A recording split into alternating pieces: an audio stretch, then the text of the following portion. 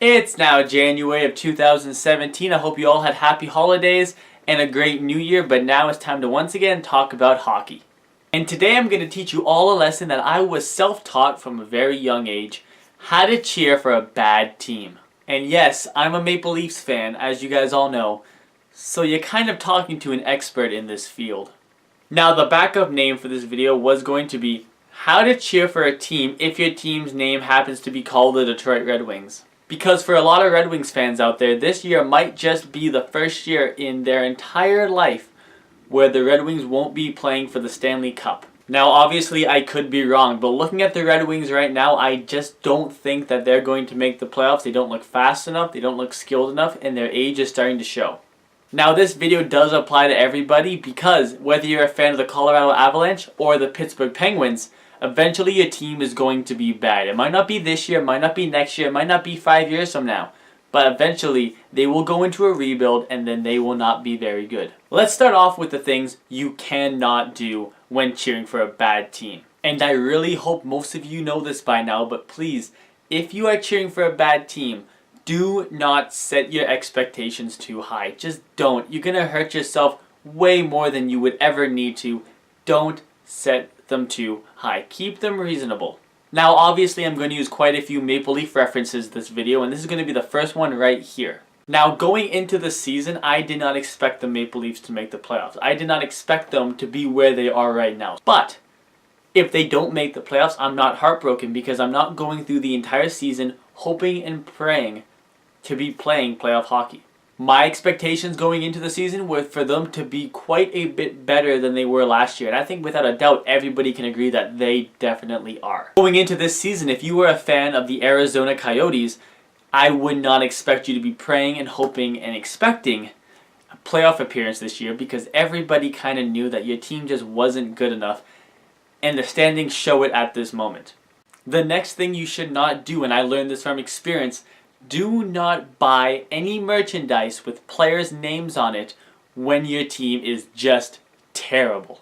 I went out one time and got a Luke Schenn shirt, and then 5 days later he was traded to the Philadelphia Flyers for James Van Riemsdyk. When your team is bad, nobody is safe unless you have like a first overall pick, Austin Matthews.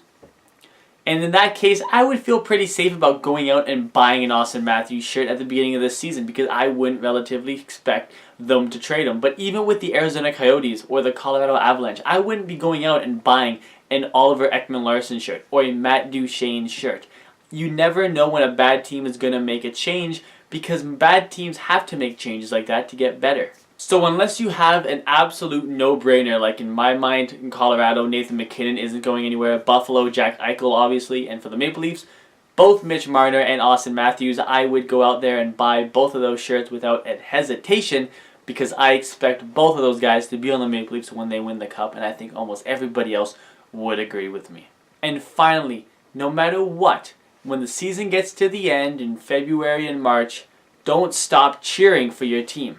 The players that are on your team aren't going out there and trying to lose. They're trying to play their best, and they expect their fans to support them, and through thick and thin, you should. I know as well as anybody how difficult it is to cheer for your team when they are 15 to 20 points out of a playoff spot at the trade deadline. If you're a type of person who watches every game on the television, you continue to watch every game on the television. If you have season tickets, don't sell them. Go to the games, wave a flag, buy some popcorn, and cheer your team on. Now to the things you should do when your team is bad, and this one might just be my favorite. As soon as you can, you find out the day of the draft lottery and you circle that date on your calendar. You write exclamation marks on that calendar. You write stars. You write whatever you need to do. And Detroit Red Wings fans, I'm looking at you. I know your team hasn't been in a draft lottery for many years, and I know you probably watch it thinking this is boring, but that's because your team isn't in it. When your team is, and your team has a legit chance of moving up in the draft and maybe even getting the first overall pick, that might just be the most exciting 20 minutes of your entire year. That might be the only moment in sports that's less than 20 minutes and still worth throwing a party for. And then the moment the draft lottery is over with, you start organizing a party or a get-together to watch the NHL draft. If you think the draft lottery is exciting for teams that finish in the playoffs, think about how exciting it might be when you have a top 10 pick awaiting you. That's an A-level prospect you will be gaining to your organization, and that is definitely exciting, especially when you don't know who it is.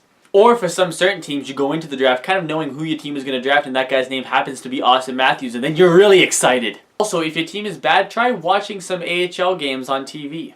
Because sooner than you might think, especially if your team is bad, those guys might just be the future of your NHL team very, very, very soon.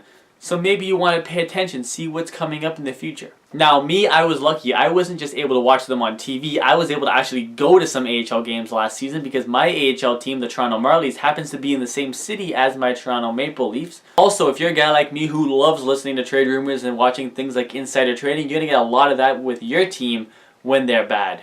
When your team is bad, except for maybe a few certain players, most of the team is up for grabs. Nobody's kind of like off limits in the trade market, so there's going to be definitely a ton of rumors around your team.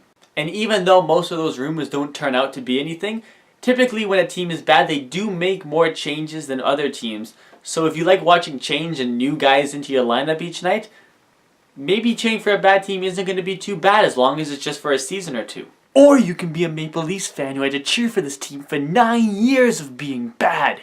Also remember that if your team is bad, the future is going to be better. The present might not be very good, but the future, it will be sunnier, it will be brighter, and there will be playoff games and hopefully Stanley Cups.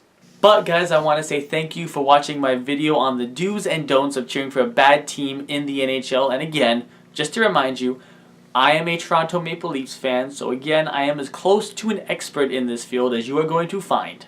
And yes, it's an Austin Matthews t-shirt. So guys, thank you very much for watching. Please email me any questions or comments to theshanaclan19@gmail.com. And please like my Facebook page, All About Hockey. The link will be down below. And I'll see you guys back here next time.